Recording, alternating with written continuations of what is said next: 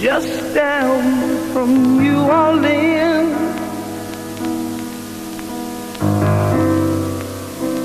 And I blew my mind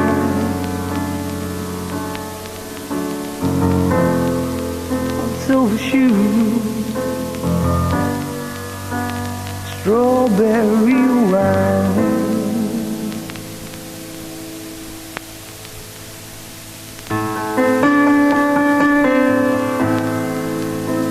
She'd asked me to take her home,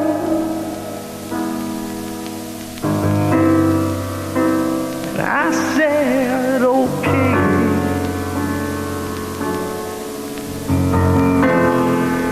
After all, it seemed the right way.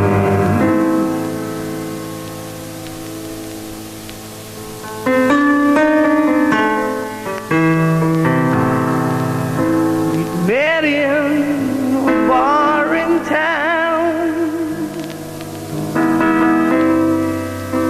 She looked just fine, wearing silver shoes, sipping strawberry wine.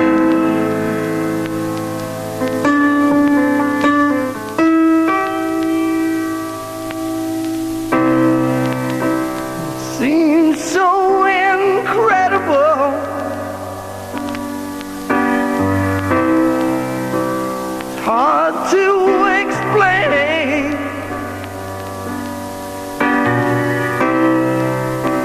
that after we've done it all, told me her name,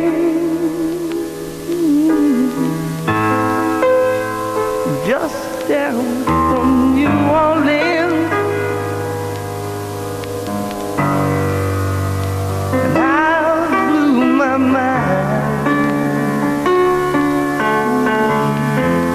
on silver shoes and strawberry wine.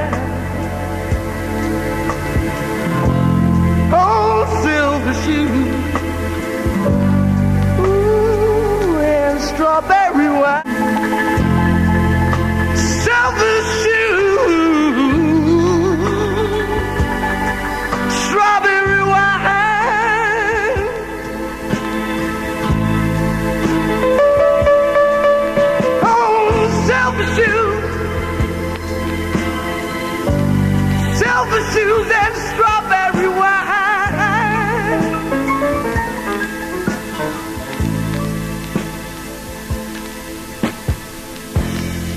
Silver shoes, strawberry wine.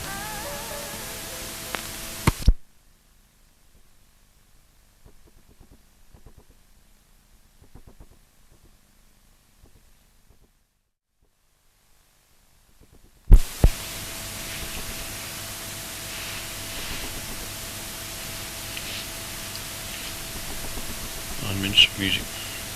Seymour, 61 3/4 miles from Melbourne. Seymour, named after Lord Seymour, is a busy country town at the junction of the Goulburn and Hume highways. The settlement became the new crossing place on the Goulburn River from about 1843. The crossing was by punt until a bridge was built over the Goulburn in 1863.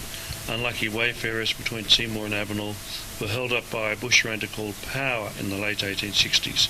Some believe his young assistant may have been Ned Kelly, who was about 14 at the time. The Goulburn River has been both friend and foe to Seymour. Repeated flooding led to the shift of business houses from Emily Street to Station Street in the 1870s. Wool, fat lambs, beef cattle, pigs and wine are all important to Seymour's present economy. The river irrigates the market gardens, pastures and vineyards. Secondary industries include knitting and timber mills and the manufacture of a wide range of products for the building industry.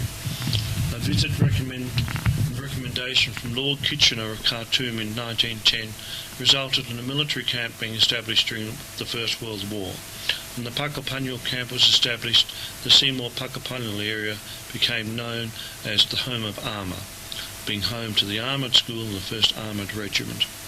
Seymour's interesting buildings include the 1855 log lockup, relocated in Kings Park, and the Royal Hotel, which was the model for Russell Drysdale's famous painting Moody's Pub. The disused timber trestle railway bridge nearby is one of the largest of its kind in Australia.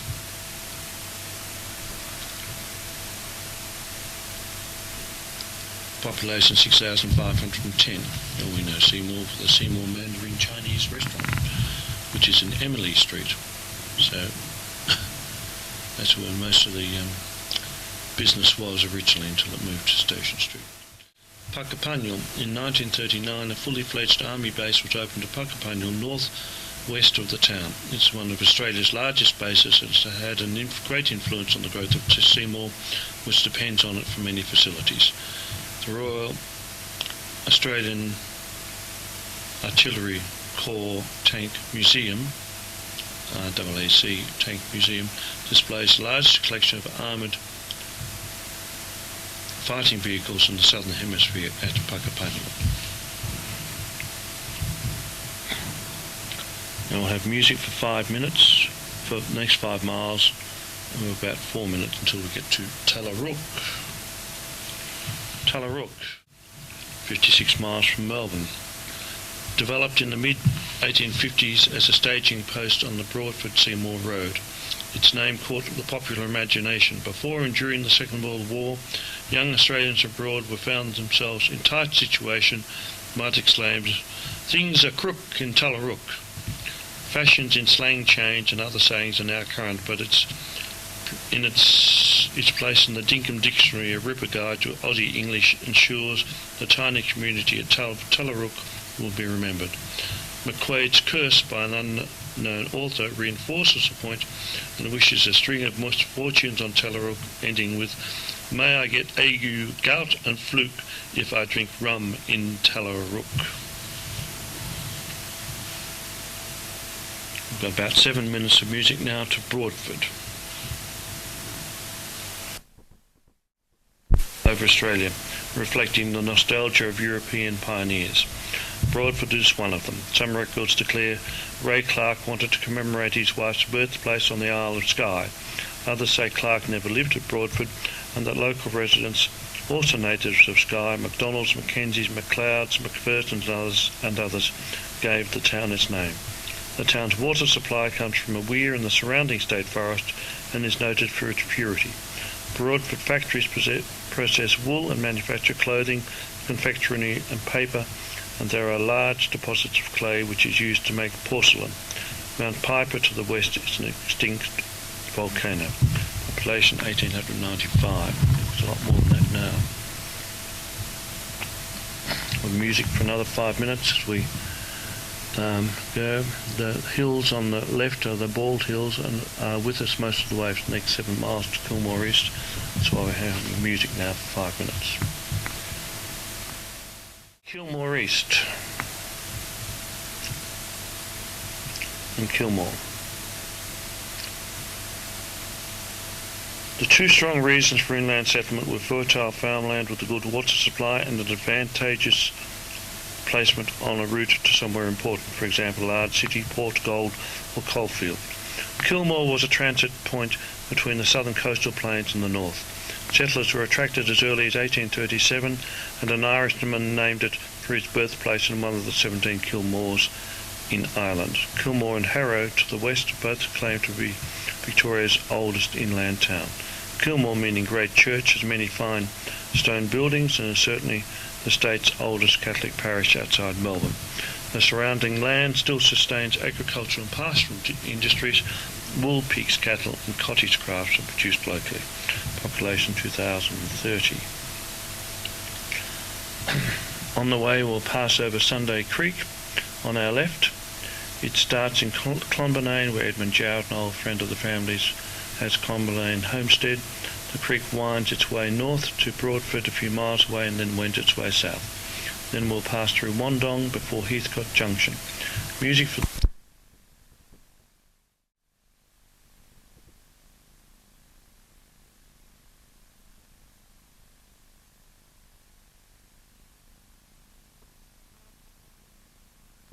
Heathcote Junction for about the next 8 minutes.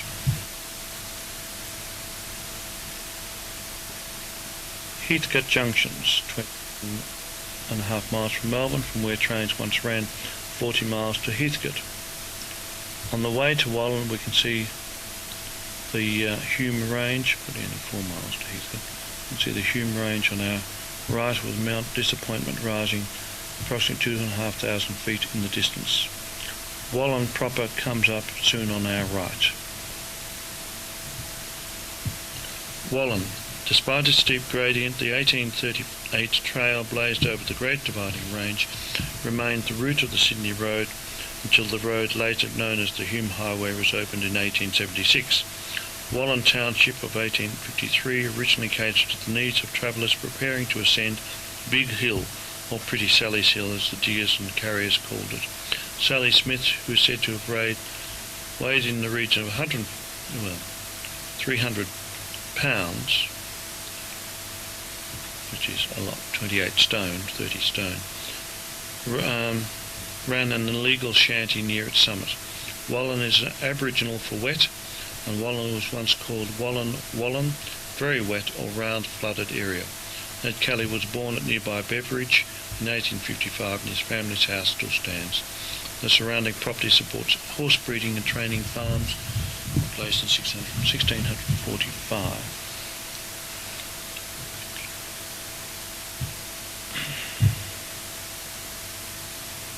We have music now for 8 miles, or for about 5 minutes, to the Kalkallo area.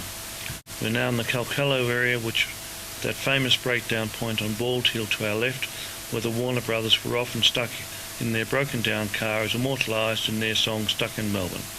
Unfortunately, I don't have that in today's music.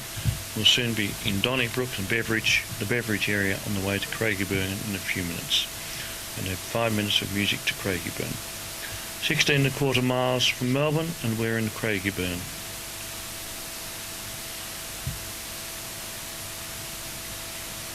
Craigieburn, not surprisingly, was settled by Scots too, this time from Dumfries. Craigie, or Craigach, is Gaelic for Craigie. The burn was Merry Creek.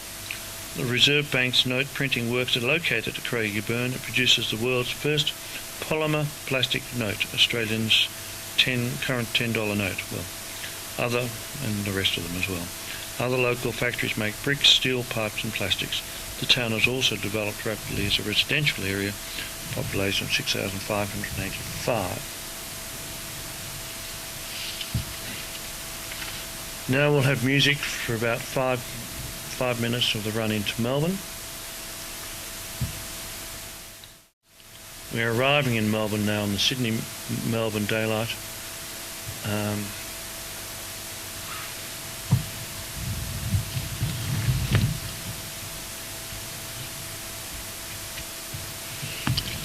We're now arriving in Melbourne. Melbourne is Australia's most stylish capital. At its heart, old buildings vie with the new for visitors' attention, while beyond the tree-lined boulevards, formal parks and gardens and inner-city street life give the metropolis a decidedly continental flavour. There are two Melbournes. One is the elegant 19th century city which so favourably impresses visitors with its majestic elm-lined avenues such as St Kilda Road and Royal Parade, quaint trams, parkland, grand public buildings, arcades and graceful stylish housing. This city is English in character and Victorian in origin as well as in place, having been established to coincide neatly with the reign of Queen Victoria, 1837 to 1901. The building of this city was financed by wealth from the gold boom, primary production and commerce. The second Melbourne is of the 20th century and international. It was made possible by post-Second World War boom and the removal of regulations on building heights, resulting in replacement of many inner-city terraces and cottages with high-rise, low-rental housing during the 60s. Well, that was Ray Mars tearing down of Carlton, there, which wasn't really necessary. But in the city, they put up a lot of buildings. This was followed by a plethora of multi-storied office blocks culminating in the glossy building extravagances of the 1980s. The marriage of these two cities is at times in conflict, but more often than not it is a happy union, and a 1991 international survey gave Melbourne the title of the world's most livable city. More than 3 million people or more, well it's nearly 4 million now, or more than 70% of Victoria's population live in Melbourne, giving it a cosmopolitan and polyglot mix with strong ethnic communities, especially of Italian, Greek and Asian origin. While Greater Melbourne is sprawl covering some 2,000 square miles, well 670 square miles, the Central Business District is orderly, compact and easily embraced, as are the inner city residential areas. Melbourne's founding date is popularly accepted as 1835, when John Batman came to the banks of the Yarra River and wrote in his diary that this is the place for a village. Well, he came on the Rebecca, which was later captained by one of my great-great-uncles, or owned by him. Might have been a big captain at the time. John Batman purchased about 200,000 acres, half a million acres, from the local Aborigines exchange for the commonplace European goods of flour, axes, scissors, blankets and mirrors. In 1837 the city centre was surveyed in an ambitious and rigidly formal grid plan that was to reach fulfilment and go further than its originators could ever have imagined. From mouth to source, the Yarra River and its banks form a natural haven for fauna and flora at every level, from a flyway for birds to breeding water for tortoises, fish and even platypuses. Yarra Bend Park, about 3 miles from the General Post Office, has ancient red gums which provide a permanent home for a menagerie of bird life such as bright rainbow lorikeets, frogmouths and cockatoos. Yarra is also something of a class or socio-economic division for the city's human inhabitants. In general terms, south of the Yarra, as they say in Melbourne, is more richly endowed with hills, rainfall and fertile soil, and has attracted the wealth of the middle classes, whereas the areas north and west of the Yarra are flatter, drier and often given over largely to industry. Hard by the southern city shore of this division is Australia's first botanic garden, planned in the 19th century English landscape tradition, but with shape and planting dictated by local topography and climate.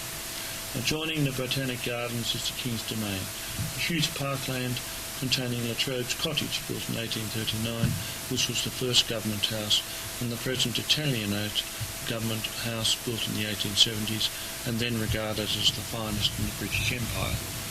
The governor still lives there, but in these egalitarian days it is open for inspection by arrangement with the National Trust.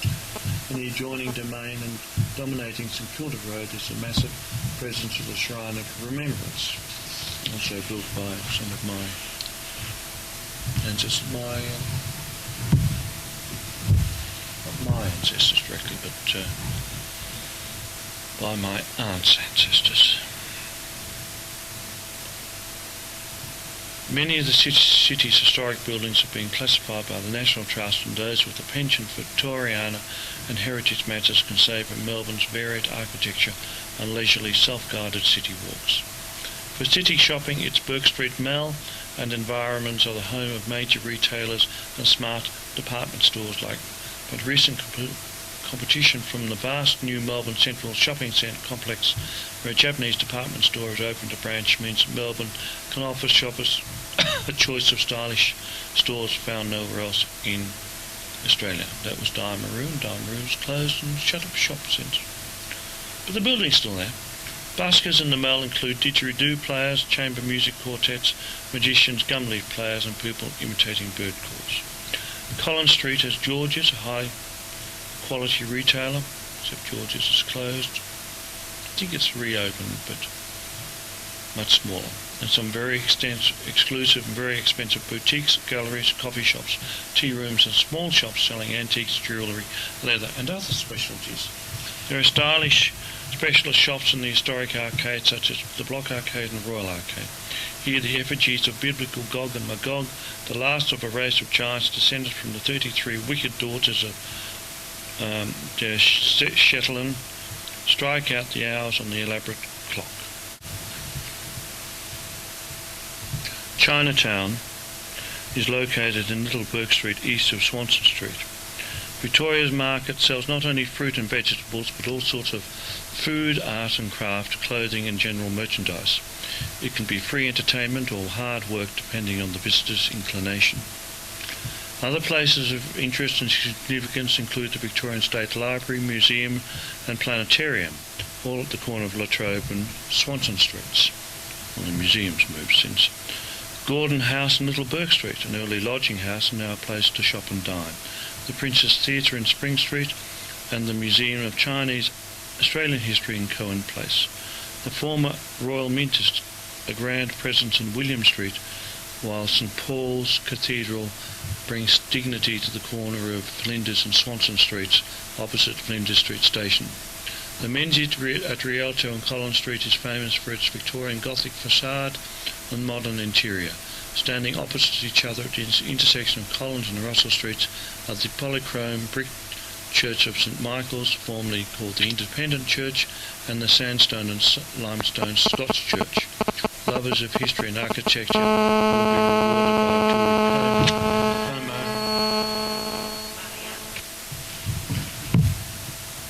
by a tour of Como in South Yarra, one of the earliest and most graceful Melbourne residences, still retaining extensive gardens and original furnishings dating from the 1840s. Associations which are sombre and even macabre are inevitably attached to the old Melbourne jail, when notorious bushranger Ned Kelly was hung in 1880. But the building in Russell Street opposite police headquarters is worth a visit because of its history and its architecture. Bustling inner-city boulevards where street life invigorates old residential suburbs include Brunswick Street, Fitzroy, for food, books, late hours and high and low life. Chapel Street, Coran, for similar attractions in a slightly different and richer community. Lygon Street, Carlton, for Italianate style. Its length is cluttered with restaurants and cafes offering Italian classics such as pasta and gelato.